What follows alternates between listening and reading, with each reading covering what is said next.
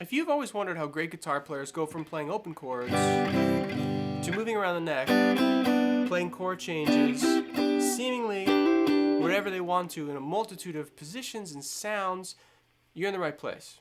We're going to talk about how John Mayer uses triads to play ultimately simple 3-chord songs in a way that's much more complex, sophisticated, and interesting. First thing we're going to do is listen. So check this out. Do you recognize this song?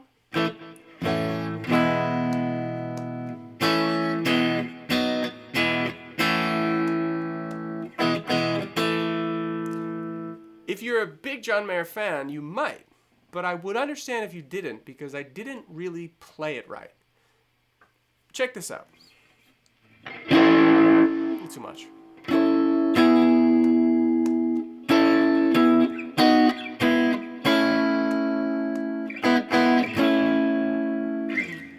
Now you might have recognized it. So what's the difference? Well, essentially, the first version was not the way that the song is played. It's the same chords, yes, but not in the same positions, not using the same voicings, and not using the triads that open the neck up and allow the song to be played around. So what we're going to do is we're going to look at 3 triad shapes up the neck, talk about how we know what they are and how to use them, put them into the context of the song, and then talk a little bit about how we might apply them to another song, something else in the future. So let's get into it. I'm going to show you these 3 shapes right away. They're going to go up the neck. We got 3 shapes. We're going to talk about each of them. And notice it's going to be backwards. So it's intended to mirror your guitar, not mine. When I'm over here, I'm actually looking at the one on the other side of the screen. That'll be a little confusing, but it's going to be better for you and your guitar, how you're sitting watching this in the long run. So let's play our 3 shapes, and then we'll talk about what they are. So the first shape is across the D, G, B strings. In fact, they all are. And we play it at the 3rd fret to the 5th fret. And we have a 3-note triad. So triad is another way of saying a chord. It's a 3-note chord, 1, 3, 5. In this case, we're playing a G, and we're playing what we're just going to call the shape 1 for now. We're going to name it more specifically. Before you understand this, the most important thing is just to be able to play it. If you can understand it, but you can't play it, what's the point? If we can play it, then we can work on understanding. So, we want to just try to make that shape. Now, some people will play with the thumb over. Some people play with the thumb behind. John has, as far as I understand, pretty big hands, so he has a tendency to just grab it like a baseball bat. You can do that. You don't have to. That's our first shape. So this shape is a major chord, and it's got a root note. And the root note is on the 4th string, the D string. So in this position, this is actually a G chord because it's a G root note. Now what that means is if I move the shape around, I get a major chord because the shape stays the same, but I get a different root note and I get a different letter. So this is G because this is G. If I move this up to A, this is A. Notice how that sounds like A, and how this one sounds like G. That's the way that each of these shapes are going to work. We're going to have a shape, which is the major chord sound, and a root note on one of the strings, which is going to tell us how to locate it. So shape 1. Hopefully you're sitting there and you're playing this, and you're grabbing it, and you're getting it under your fingers, because that's what we have to do to play it in the song. If you need more time, stick with this. We're going to move on to shape 2. So this is shape 2, ring, index, middle. We're up at the 7th fret. We're still on the D, G, B strings. So that's another G chord. G, G. Same as the first shape. G, G. Now, how is that possible? Well, essentially, it's another triad. It's an inversion. It's a different voicing. We don't have to worry too much about that. It's got a different root note. That's the thing we want to take a look at. In this voicing, the root note is on the B string. That's a G. That's what makes this a G. Just like this is what makes this a G. If I move this around, it stays a major chord, but it becomes a different letter. G moves down to F. I got F major. F moves down to E. at E major. See how that works? Your shape is your major chord. You don't want to change the shape. Your location is the chord letter. If I change the location, G, F, E. If I change the shape, let's say I move the middle finger, or I add the pinky. Different chord entirely. We got to make sure the shape stays the same. So hopefully you're grabbing these two. And what I want you to notice is that the ring finger actually can stay on the D string as you move around. So you have this general position, and the first and second fingers just hop back and forth between the G and the B string. Let's keep going. Shape 3. So shape 3, if you're good at bars, might be the easiest one. If you haven't played a lot of bars, it might be the most challenging one. We're going to play this today with the index finger, but it can be played with the ring finger or any other finger for that matter. It's most common with the index or the ring. So it's up here, and you want to be careful to just play those 3 strings. If I play the top string too, not in the chord, so we want to avoid that. This is another G chord. G, G, G, G, G.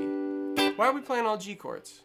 We're playing all G chords so that we understand how the chord becomes G. Because if we can understand that, we understand how the chord becomes A or E or F or B flat. Anything else we need. This chord has another root note. It's on another new string.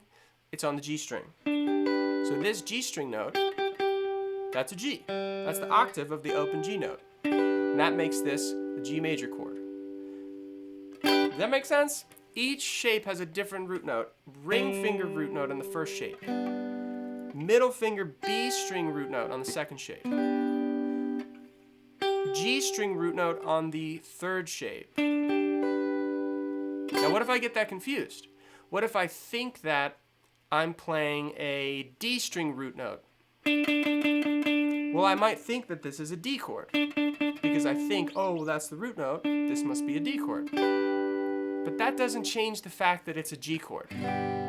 I'm just confused about how the shape works and what my root note is. So you got to keep that root note straight. Root note, root note, root note. And that's how you move your 3 triad shapes around that we're going to use. So before we put it all together, this song, and talk about how he goes from these chords to the riff, I want you to listen again and just watch my hands. All right? See if you recognize anything. So here's our lick.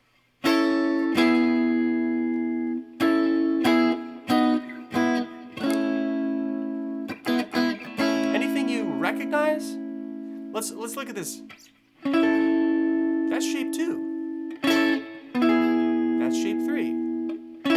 Shape 2, shape 3, shape 1, shape 2, shape 1. We're going to name these more effectively than shape 1, 2, 3. But for now, I just want you to recognize that that whole song is just those 3 shapes that we just did. It's the 3 inversions of a major triad along the D, G, and B strings.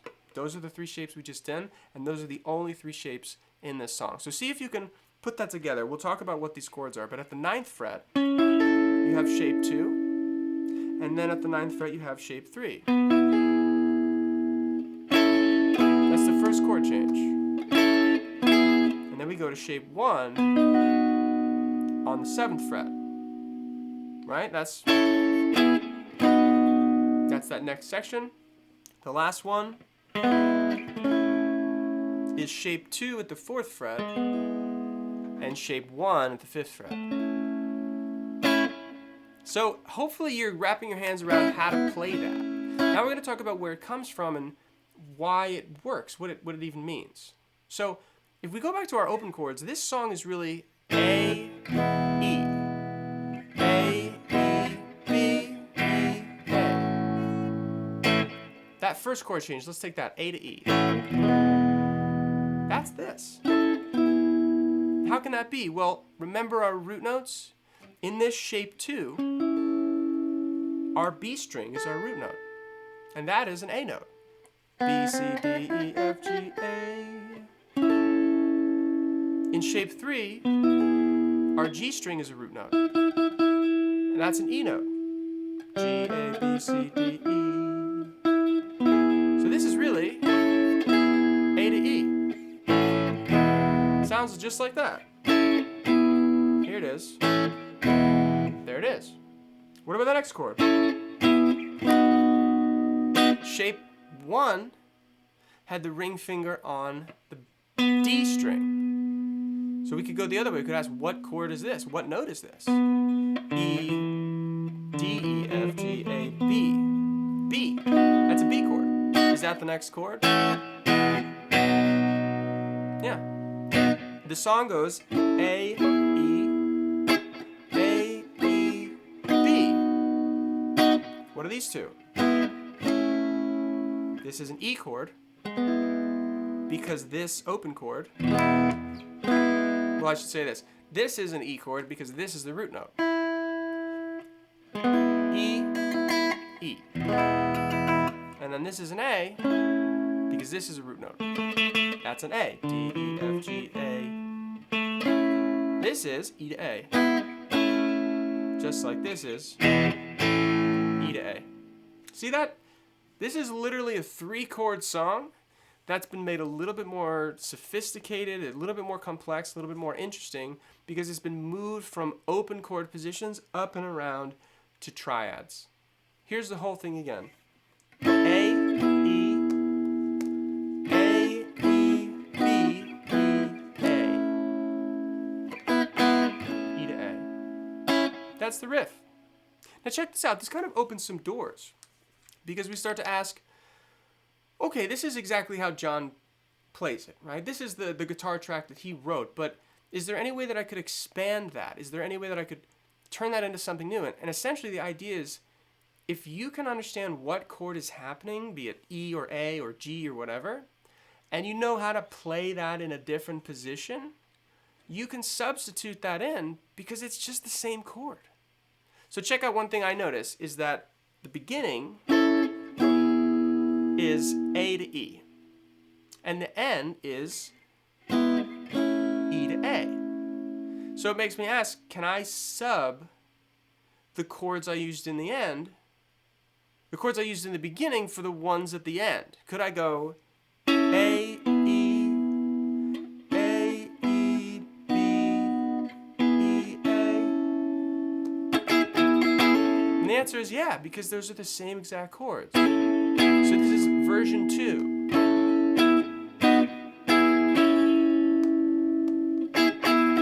It sounds just like, but it's kind of different.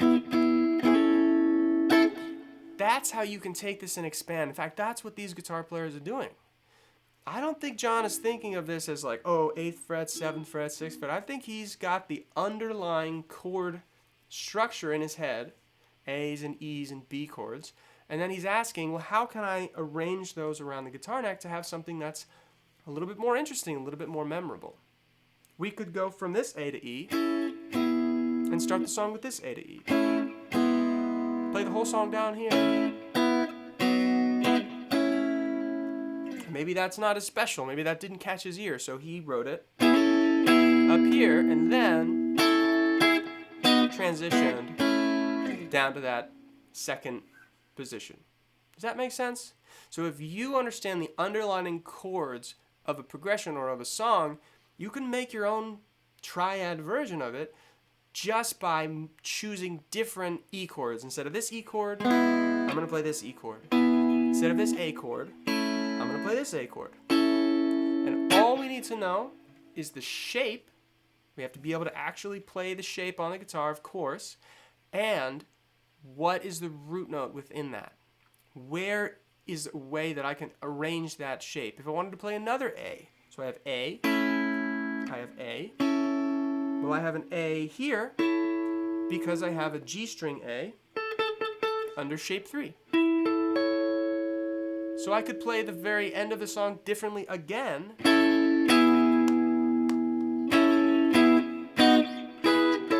by playing E to A up here. Does that make sense? So any song you want to change around, make your own version, or you have your own progression you want to write in the style of this song by John, you can do it. You just have to ask those questions. What chord am I trying to play? A, E, B, F, whatever. And how do I place those shapes around the neck to get those chords and to be able to transition between them in a way that's fluid and musical. The core of this that I want you to take away is the doing of the chord, playing it, and understanding how to move it around. But if you want a little bonus, we're going to talk about where these shapes come from. So essentially, most guitar players think of these as caged shapes. So caged shapes are essentially the C, A, G, E, D shapes that are based in your open chords. Let's take that shape 1 that we called it. What this actually is the D, G, B strings of a big 6-string bar chord, which is actually an E chord where I've capoed with my first finger and brought the whole thing up. That's all the caged method is it's taking open chords like E, being your own capo, bringing them up, and then triads is breaking that down and say, I don't want to play this big bulky bar chord. Let's take these 3 notes and play them just right there. The same is true for shape 2. This shape is actually from the C shape. So if I bar my big C chord, and again, this is not really how we might play this, then I get these 3 notes. If I move that up, D, G, B strings, and I get rid of the pinky, and I get rid of the bar, and I just play those 3 strings. I've moved that up to my G root note, and I get a G triad. I can move that anywhere, G, F, E, D, because I know this is G, F, E, D. And my last shape, I would call that as a G shape. So if you take your open G chord and you barred it, which is such a pain, so don't even try it. I'm just going to show you what you would do. Nobody plays this, so don't worry about trying to play this. This is the hypothetical. I'm moving the entire G chord up with my makeshift capo. And then I'm just going to take 3 strings, 3 triad notes. I move that all the way up. A, B, C, D, E, F, G. Because I know the G string notes. G, A. I know the G string notes. A, B, C, D, E, F, G. Makes sense? That's why that's a triad chord. It's a piece of our G-shaped caged shape. It's root third fifth.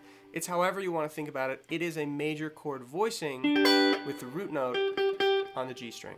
So we're not too worried about all the cage stuff. Don't worry about that. The big review, the big takeaway. Number 1, can I play the shapes? Can I grab them under my fingers so that I can reliably reach them when I need to in a song? Number 2, do I understand where the root note is? If I don't, I'm going to have trouble finding a C chord or an F chord or whatever I'm trying to play. I need to know that in this shape, the E shape, shape 1, root note. Whereas in this shape, the C shape, root note.